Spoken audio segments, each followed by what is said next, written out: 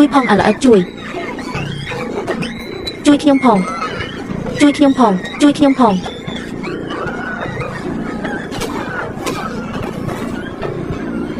កុំកម្រើកប៉ូលីសជួយខ្ញុំផង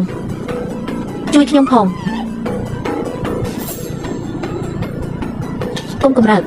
ទម្លាក់តាមបិទចុះ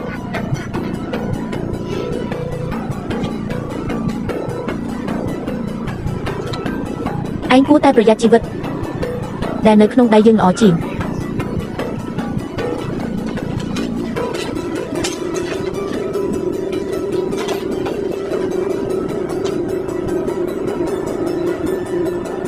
នេះជាកន្លែងរបស់ឯងមែនទេ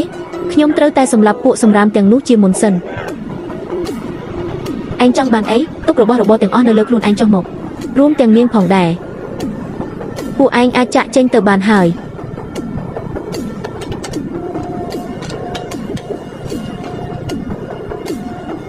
ឯងខ្លាចនាំពួកយើងមកទីនេះមែនទេ